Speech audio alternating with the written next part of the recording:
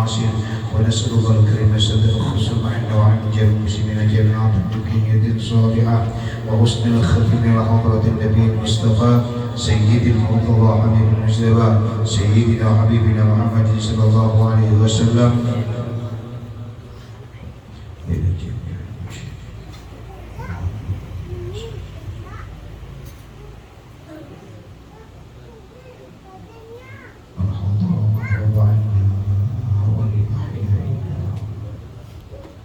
Al-Fatihah.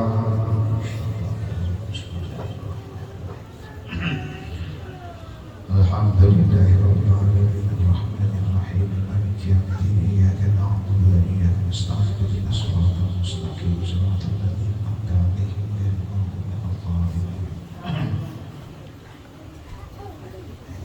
Sebelum kita lanjut ke pengajian, lebih dahulu sampaikan laporan sumbangan takmir Ramadan sampai pada hari ini tanggal 23 April 2022. Total sumbangan per tanggal 23 April 2022 berjumlah untuk takmir Ramadan 66.450.000 rupiah. 66.450.000 rupiah. Sedangkan pengeluaran sampai tanggal 23 April hari ini berjumlah 23.213.000 rupiah. 26.213.000 rupiah. Saldo akhir untuk kegiatan takmir Ramadan sampai pada hari ini berjumlah 40.237.000 rupiah. Kita ulang, 40.237.000 rupiah. Kemudian untuk hasil celengan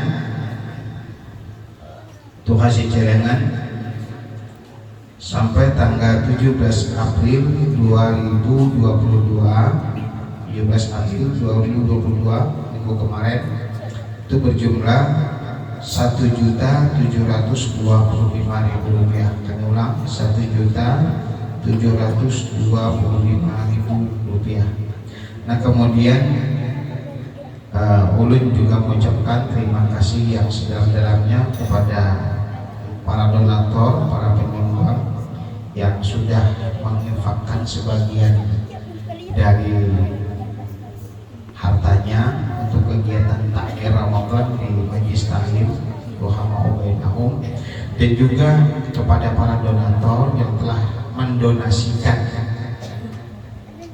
rezekinya ke lembaga pendidikan Syihabuddin Yawaddin yang insya Allah sudah kami garap sekitar 2 hari yang lalu pembangunannya, dan ini masih berjalan. Biaya yang sudah terkumpul untuk pemasangan listrik, ya, penyambungan jaringan listrik yang masuk ke komplek lokasi Pondok Pesantren Syihabuddin Yawaddin Sungai Bitung itu sudah terkumpul kurang lebih sekitar 37 juta sampai hari ini, sekitar 37 juta. Jadi kemungkinan sekitar 12 biji tambahannya, pemasangannya sekitar 12 biji tiang tambah 1 trafo. Itu ada kawan, masalahnya trafonya itu berada di SPBU di jalan utama Sungai Lumbah. Jadi kalau dari SPBU itu sampai ke lokasi kurang lebih sekitar 4 kilo. Dan itu kita kadang mungkin harus menambah trafo.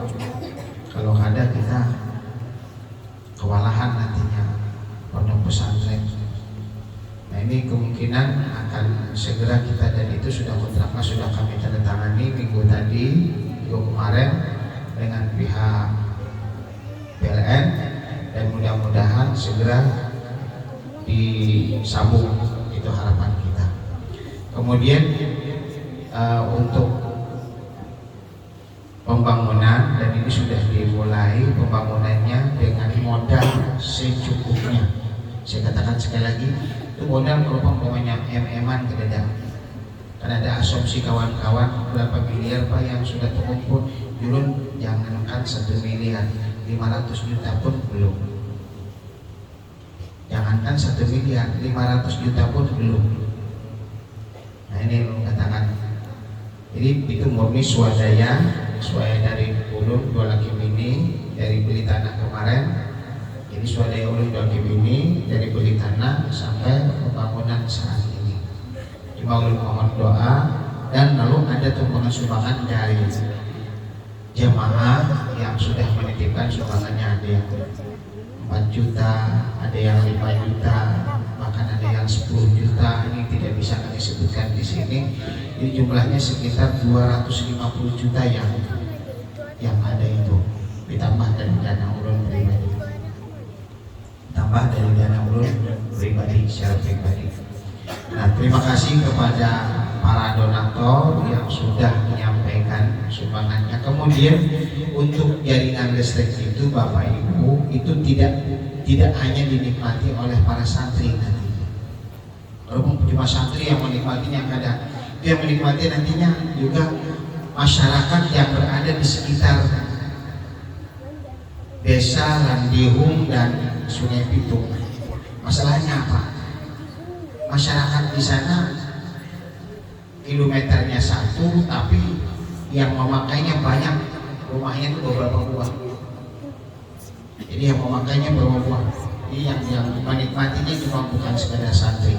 Nah kemudian apakah nantinya ibu yang bapak ataupun ibu yang sudah mendarmakan sebagian dari hartanya untuk pemasangan listrik ini tidak bisa menikmati, biar menikmatinya sampai mati, biar menikmatinya sampai mati. Itu ATM pahala yang nantinya biar rasakan sampai ke mati.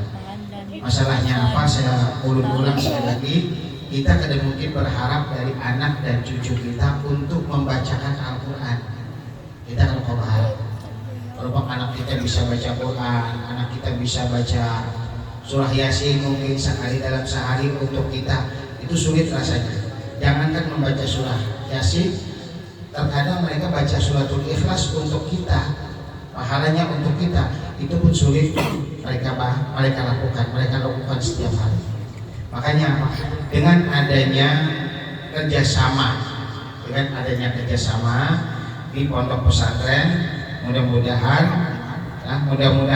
apa yang kita harapkan nantinya di masa depan kita, siapa sih yang tidak menginginkan masa depannya begitu dia masuk yang kubur nyaman? Itu kadang-kadang rata-rata pada tahan di sini handap. Dan apa? Pemulaannya kapan? Harus kita lakukan sekarang. Kita harus pandai-pandai membelanjakan harta yang sudah harta rezeki yang sudah dititipkan oleh Allah. Apabila kita berpikir ini rezeki untuk anak, lalu kita sudah adakan kapling umpamanya, oh ini untuk anak pertama, ini untuk anak yang kedua, ini untuk anak ketiga, rasanya apa? Itu terlalu berlebihan bagi ulun. Kenapa? Rezeki anak kita itu sudah diatur oleh Allah Subhanahu wa taala. Bukan kita yang menetapkan rezeki mereka. Cuma bagaimana kita mengalir pahala sebanyak-banyaknya dalam bentuk amal jariah kita nantinya di hadapan Allah pada saat kita sudah tidak bisa apa-apa. Kenapa? Idza mata ibnu Adam in qata amaluhu illa min salasin. Apabila anak Adam itu mati, kita ini mati semua, maka terputus semua amal. Kita. Sholat tidak bisa lagi waktu sudah mati. Ya kan? Mana ada orang sholat apabila sudah mati? Yang ada cuma disolatkan. Adalah setelah orang mati kita sedekah. Tidak. Adakah setelah mati nanti kita bisa baca Quran? Jauh lagi kan? Ada. Apa namanya? Ingkota amalu, seluruh amalnya terputus illa min tarasin, terkecuali 3 yang ikut ke dalam kubur. Pertama, ilmu yang tafa'ubi, ilmu yang bermanfaat. Ilmu yang bermanfaat maksudnya apa? Biar bapak ibu pernah memberi orang ilmu, ilmunya diamalkan orang. Nah ini namanya ilmu yang bermanfaat. Lain ilmu meramput lain. Nah lain ilmu meramput, ilmu yang bermanfaat itu apa? Ini memberi orang ilmu, ilmunya dimanfaatkan orang, ilmunya dipakai orang, kemudian orang tersebut memberikan lagi ilmunya kepada orang lain. Ini namanya ilmu yang bermanfaat. Yang pertama. Yang kedua, sedekah jariyah, sedekah yang selalu mengalir. Dia pernah menyumbangkan rezeki sebagai rezeki dia untuk pembangunan sarana pendidikan kayak pesantren, madrasah sanawiyah, madrasah ibtidaiyah, madrasah aliyah, atau membangun masjid. Nah ini namanya sedekah jariyah. Kemudian apa? Sedekah jariyah. Yang ketiga, waladin soleh, anak yang soleh. Ini perlu biar ada visi anak 5 atau anak 3 ekor anak, 1 cetak menjadi anak yang soleh. Yang satu mungkin sudah dokter, yang satunya sudah insinyur, yang satunya sudah macam-macam umpamanya. 1 cetak ahli Al-Quran, ahli hadis, ahli doa. Nah ini cetak 1 di antara mereka. Ini namanya apa? Waladin soleh, anak yang soleh yang selalu ingat kepada orang tuanya. Dia masih mampu mengucapkan Rabbi firli wali walidayya warhamhuma kama rabbayani shaghira. Meskipun kada banyak, meskipun cuma 7 kali dia baca, meskipun cuma 5 kali dia baca, artinya apa? Mereka masih ingat dengan orang tuanya. Rabbi firli wali walidayya warhamhuma kama rabbayani shaghira. Kita kadang terlalu banyak berharap dengan anakku, kadang terlalu banyak berharap dengan anak. Mereka apa? Begitu sepeninggal kita, paling-paling mereka lupa sudah dengan kita. Hanya sebentar mereka itu bersedih. Selebihnya apa? Sudah hilang dengan kita. Paling-paling setahun sekali itu pun mereka kalau diingat untuk haul. Seandainya haul pun apa nantinya? Mereka bukan baca sendiri, bukan, tapi mengiau guru, tuan guru di kiau. Tuan gurunya di kiau, undangan di kiau, undangan sudah ada, tuan gurunya sudah ada, tuan gurunya baca yasin, undangannya baca yasin, tuan gurunya baca tahlil, undangannya baca tahlil. Sedangkan anak kita apa? Di depan rumah asik main WhatsApp, yang kasihan bu. Nah ini perlu kita katakan sekali lagi, perlu anak yang soleh yang mendoakan. Kalau seandainya kita sudah terlambat kita mencetak hal yang kita lupa. Caranya dengan cara apa? Agar pahala terus mengalir lewat amal jariyah, sedekah jariyah. Beruntung orang-orang yang terbuka batinnya untuk menyalurkan dananya untuk ke sosial. Nah, beruntung. Kenapa? Salah satu yang diminta oleh orang yang meninggal disebutkan di dalam surah As-Sajdah itu, warja'na na'mal shalihan inna muqinun walau syi'na la'atayna hudaha walakin haqqal qawli minni la'amla'anna jahannama minal jinnati wan nasi ajma'in fadhuqu bima nasitum liqa'a yaumikum hadha. Masya Allah. Warji'na ya Rabbi, kembalikan hamba ke dalam dunia, kembalikan hamba ke dalam dunia. Minta dikembalikan. Itu sama di dalam surah Al-Munafiqun, setelah surah Al-Jumu'ah, kemudian surah Al-Munafiqun. La tulhikum amwalukum wala auladukum an dzikrillah faman yaf'al dzalika fa ulaika humul khasirun wa anfiqu mimma razaqnakum min qabli an ya'tiya ahadakumul maut wa yaqulu rabbi laula akhartani ila ajalin qarib fa'asaddaqakum minas salihin. Apa kata Allah? Wa la yu'akhirallahu nafsan idza jaa ajaluha wallahu khabirun masyaallah. Apa? Ya ayyuhalladzina amanu, wahai orang-orang yang beriman, la tulhikum amwalukum wala auladukum, janganlah membikin engkau berat. Janganlah membikin engkau berat untuk mengingat Allah, untuk beribadah kepada Allah. Pertama yang membikin berat itu apa? Amwalikum, pertama dulu harta. Wa auladukum, yang kedua anak. Anak bisa membikin berat kita untuk mengingat Allah. Anak bisa membikin berat kita untuk beribadah kepada Allah. Orang enggan untuk melaksanakan tahajud karena apa? Karena menimbang-nimbang antara dunia dengan akhirat. Segan membaca Al-Quran. Al-Quran kita baca lagi-lagi karena apa? Karena memang mereka menimbang kepada harta. Aku harus begawi. Aku begawinya jam 7, gulingnya jam 3 sore. Aku begawinya jam 7, gulingnya jam 3. Akhirnya apa? Sulit untuk baca Al-Quran. Hati-hati.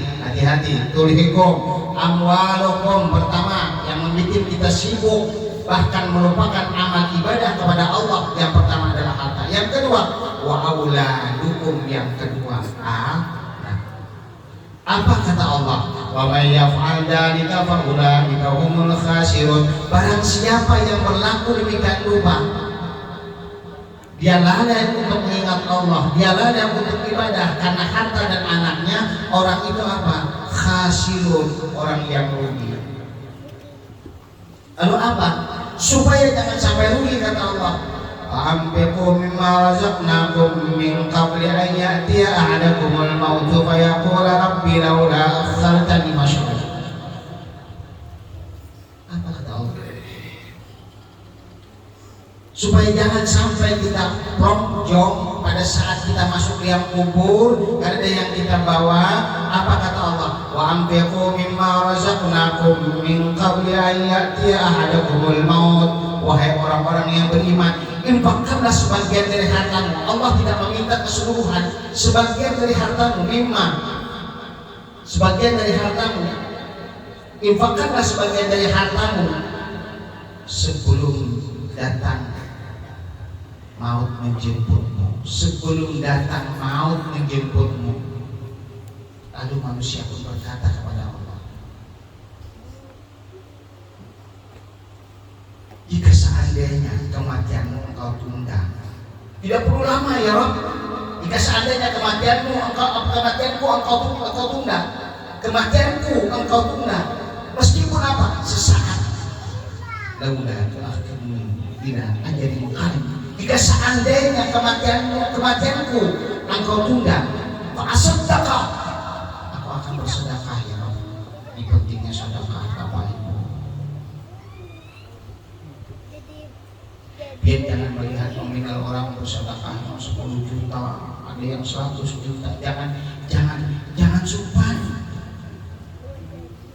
25.000 yang penting sedekah. Kenapa? Allah tidak pernah membatasi. Sedekah itu kalau bisa jangan buat pilih. Ini duitnya sudah 2.000, rapid, dia masuk akan dicelengan. Untung gue masuk akan biar adek gue celengan lewat dicelengi ya adek gue. Nah ini pentingnya sedekah. Fa'asaddaqah, aku akan bersedekah ya Rabb. Tapi apa kata Allah? Wa la yu'akhirallahu nafsan idza jaa ajaluha. Masyaallah. Aku tidak pernah menunda kapan kematian itu harus datang kepadamu. Kenapa? Itu sudah menjadi ajalul musamma.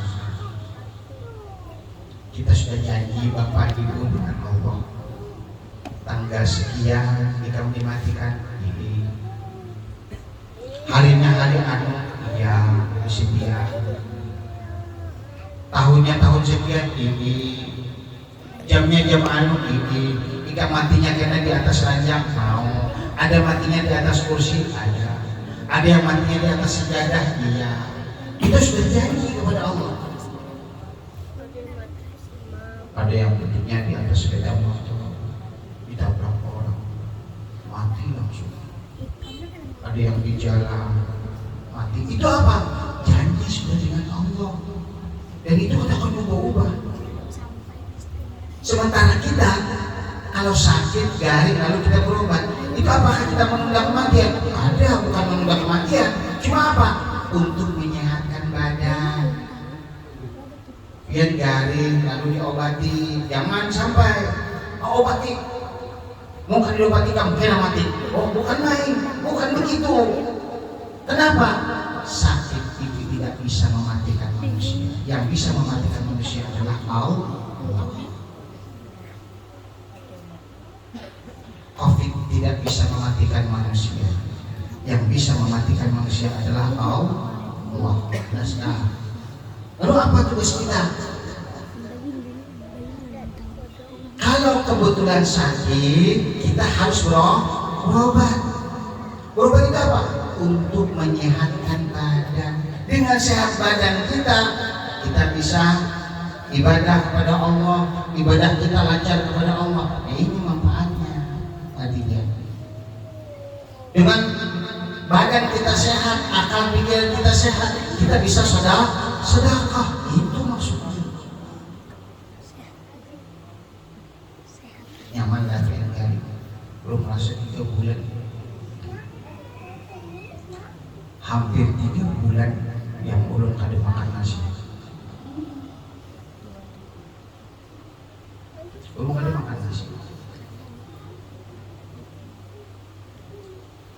Dipotongkan buah. Tapi itu buah apel dengan pisang. Kalau harus paling makan 4. Paling makannya 4. Segelas halus itu seharian tidak habis. Itu hampir 3 bulan.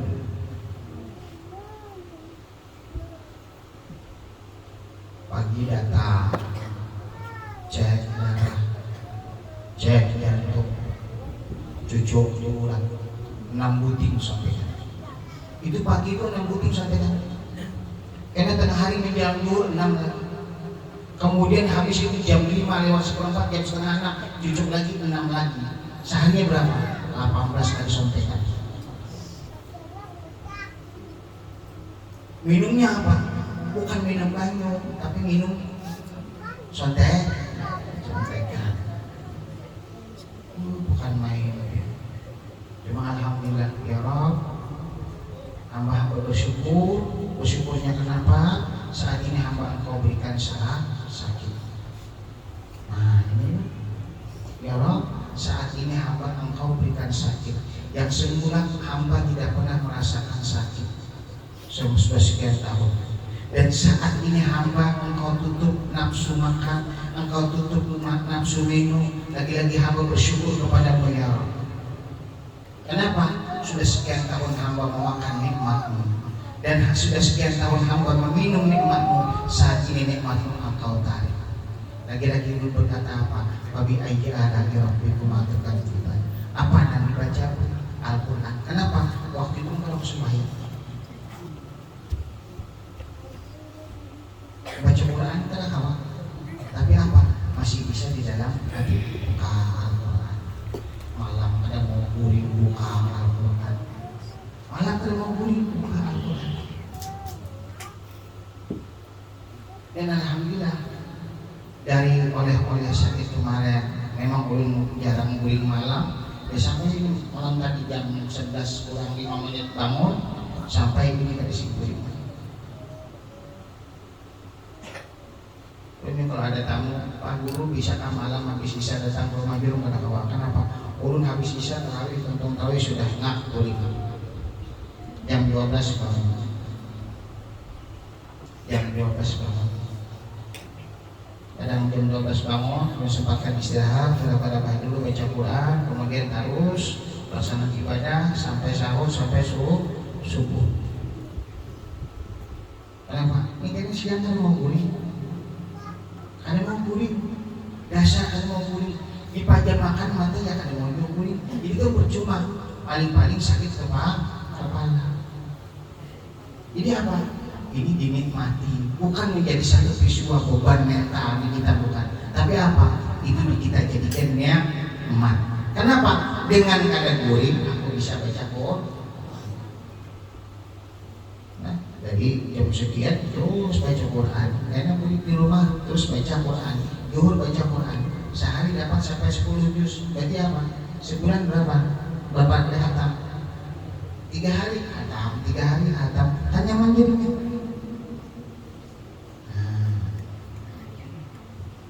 Masih bisa main WhatsApp, masih bisa, pegayaan masih bisa, di grup masih bisa pegayaan, tak di Jakarta. Jadi dari dulu. Tapi itulah indahnya hidup. Jangan dijadikan beban Bapak Ibu. Nah, dulu hanya sekitar semingguan ini. Nah, mulai agak nyaman dari minggu kemarin sudah nyaman kalau dulu. Nah, itu sudah bisa makan. Meskipun ada banyak, tapi alhamdulillah sudah bisa. Itu pun masih dibatasi. Makan kayak hati, jeroan, tetap ada buih, ya kemudian lagi apa? Kayak kikil dulu, kalau dibolehkan lagi.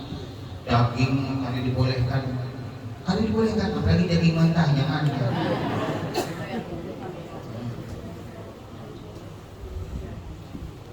Nah ini. Jadi sebatas apa? Cukup makanan alhamdulillah. Artinya apa? Kemarin kita bisa makan. Kemarin kita nyaman. Sekarang kita oleh Allah Subhanahu wa taala semua itu. Ini apa? Ini bukan aja, tapi apa? Nikmat. Darah terkontrol. Gula darah terkontrol. Tambah lagi asam uratnya bisa terkontrol. Kemarin apa? Itu ada terkontrol. Nah ini manfaatnya. Itu diantaranya manfaat. Nah kita sedikit ceramah. Ada yang mas kali habis ini ada demo itu.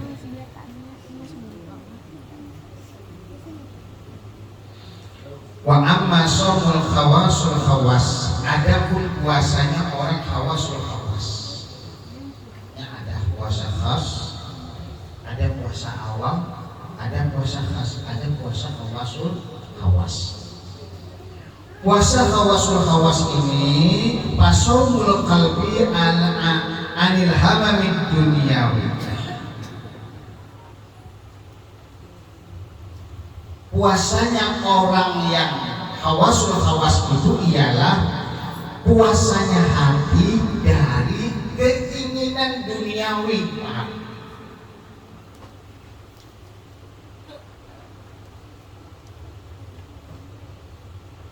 Dia pakai sorban, ada lagi semata-mata karena ingin dihormati orang atau mungkin dipandang orang alim. Inya pakai sorban bukan hanya sekedar ingin dihormati oleh orang atau mungkin dikenal dia sebagai orang yang alim, bukan. Nih, puasanya khawasul khawas. Seluruh keinginan yang sifatnya duniawi dihapus. Kenapa? Setiap ibadah yang bersumberkan kepada hawa nafsu tetap itu salah.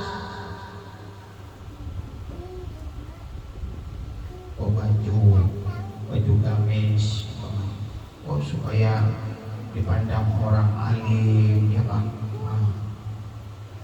Ya kan? Kan ada itu. Mentang-mentang jam tangannya hanya bukan main.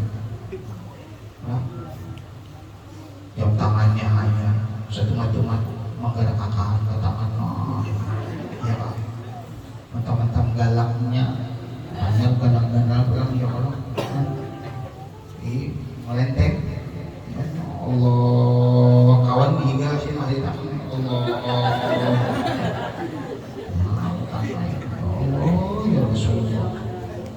Itu dunia.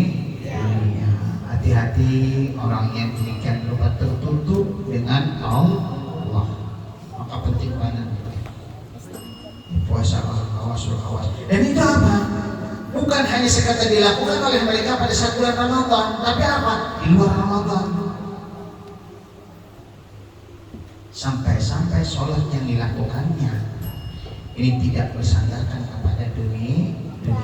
Bukan hanya sekedar pahala yang dicari. Ini yang mengatakan minggu kemarin, atimul hajja wal umrata lillah, sempurnakanlah haji dan umrahmu semata-mata karena Allah. Lalu apa? Atimul ibadah, sempurnakanlah ibadah itu semata-mata karena Allah.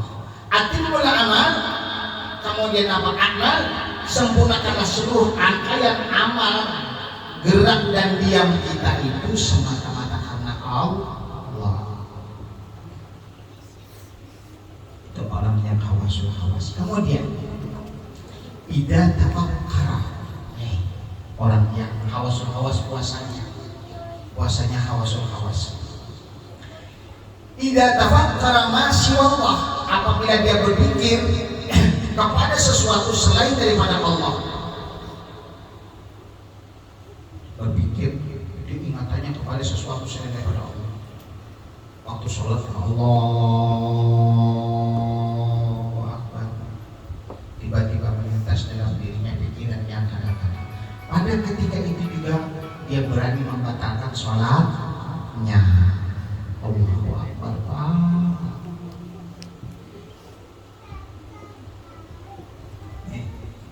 Seandainya orang yang hawas dia puasa, karena puasanya itu semata-mata karena Allah, lalu apa? Ingatannya, ilmunya, semuanya dicurahkannya untuk Allah semata. Lalu apa? Apabila tiba-tiba pemikirannya itu melayang tidak kepada Allah, maka apa? Puasa mereka tahu. Kita ini cepat bertanya lah. Ya kalau cepatnya bertanya. Puasa kan dipikirkan bini orang.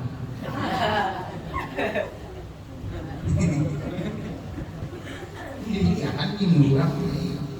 Bini si anu bungasnya lagi. Bini aku di rumah kerusuhan udah. Iya lah, bini aku di rumah kerusuhan bungasnya.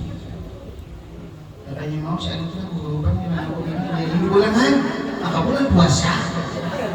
Iya kalau kita bakal katanya dunia hari Allah. Atau umpamanya nih pemikirannya puasnya nih nanti si anu itu. Laki aku ini sudah punya melihat, itu beli tengah, beli bulan, mau lihat kan pulangnya. Jawabin, bah. Ini bagaimana bacaan jibat orang itu borok sudah lah. Kan istilahnya nih sudah pengoler, penyangitan, lah, guling-guyuran. Jadi kawan pulang, untung mungkin lakinya wajah guling-guyuran. Lakinya apa enggak? Lakinya tuh guling ke dalam dalam dia pulang. Ya Pak Dik. Tapi kalau ibu-ibu, nah ini pula. Kalau ibu-ibu dalam hadis Nabi SAW, bagi perempuan yang punya suami, sunat guring malam jangan bersawa dalam. Ujuran mulai pahala yang sunat guring jangan bersawa dalam. Itu dasar ada hadisnya. Supaya lagi ada halim macun.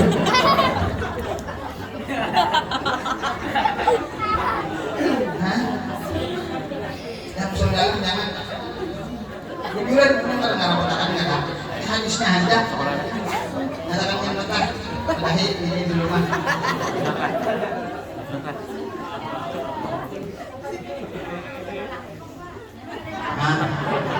lagi sama yang lagi sama yang beda dengan saudara supaya nanti ada kalimah apa sih masih angkat semua langsung sedikit kelihatan.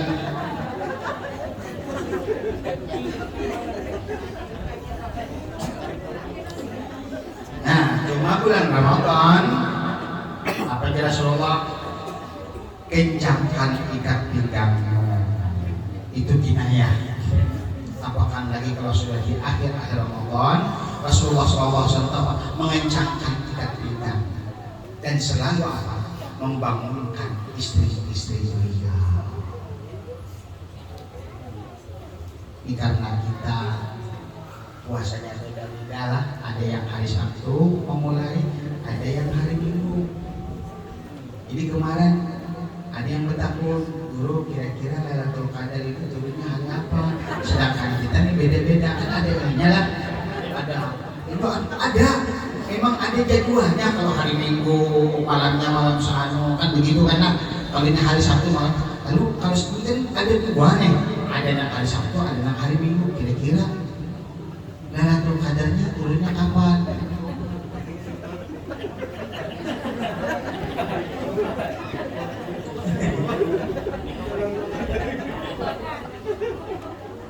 Ayo apa tuh?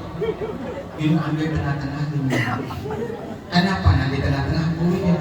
Nenek nanti tengah jam dipakai. Ya kalau anjing malam berapa? Malam 25. Nabi mengatakan khairul umur awsatuha, ini hadis. Khairul umur awsatuha, yang paling bagus itu Nabi tengah-tengah. Ya ada Bu. Ya ada Bu. Yang paling nyaman yang mana juga? Yang di tengah juga ya kan? Yang ada. Ya kan bos? Mbak. Iya. Khairul umur awsatuha. Dan itu nah hadis sudah. Ada kok diganggu juga. Yang paling bagus itu ya sudah tengah-tengah. Artinya apa? Ada berat sebelah sini, ada berat sebelah sana, mampu menimbang rata. Pada saat ada ajakan nafsu untuk melakukan maksiat, timbang tengah-tengah. Ini duit orang lah, duit orang umpamanya banyak boleh seorang. Ya kalau Mbah Ulun ini masuk duit sumbangan untuk ini apa? Untuk pondok, kemudian sumbangan untuk takmir. Ulun bahagia juga ya. Ini sampai lawan sidar berapa sudah kita manggil dan Biro Darul Selamat berapa sudah nang silakan. Nah, ya Allah, itu perlu. Kenapa? Kalau ada backing kontrolnya bahaya. Nah, kita kada kok berelakan. Ulun umpamanya berelakan lawan panitia, aku minta rela. Sedangkan yang menyumbang pihak panitia kada ada menyumbang umpamanya ya Allah. Nah, ini masalahnya berat itu. Sama di pondok ulun tersendiri. Yang memegang di pondok pun ulun hanya sekedar pengukuhan, yang memegang lain ulun bukan bimbang yang memegang, bukan Pak Adit sama Pak Segi yang memegang. Ulun pada memegang. Jadi pemimpin masuk transfer langsung kirim dan alhamdulillah untuk listrik tadi sudah sampai 37 juta sampai hari ini. Masih kurang ya, masih kurang sebenarnya kalau kita menambah tarif terapung kan. Nih, berpikir kepada sesuatu selain daripada Allah, masih Allah, tahsulul fitru min sawmihi. Maka apabila ingin berpikir sesuatu selain daripada Allah, maka pada ketika itu apa? Statusnya batal puasanya. Ini jam 4 buka kena pada apa ya? Nah, itu kalau bagi mereka batal sudah puasa. Ayo biar. Tapi kalau di sini kada ada bukaan, kada malam sudah pada besok pada anu kita lagi membuat di sini kan tadi ini. Maka untuk membuka bersisipun buahnya untuk bersisipun besok pada anu kita lagi. Jadi buahnya.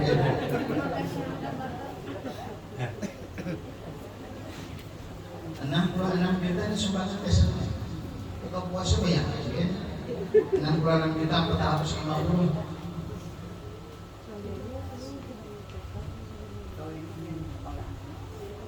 Kalau tahun-tahun sebelumnya ada yang sampai 80-an kan, 80 jutaan gitu. Tapi masih dibandingkan tahun kemarin masih belum apa-apanya.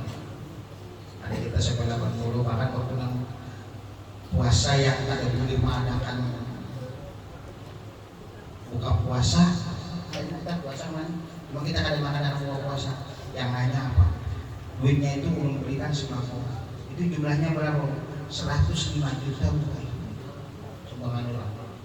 Dulu ngawan Sidan, Ustaz Saidan kalau siapkan paket paket puasa.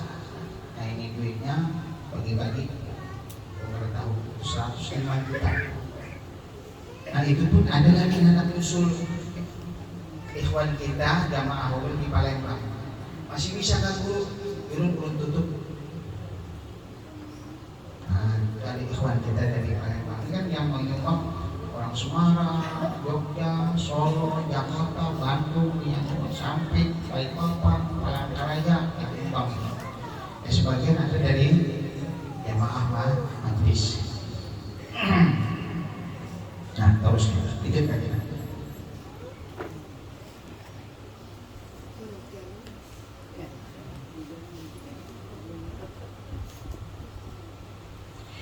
Wa huwa rutbatul anbiya was-siddiqin fa in tahaqqaqa hadzal maqam al-iqbalu ila Allah ta'ala bil kulliyati wa intisrafi an ghairihi.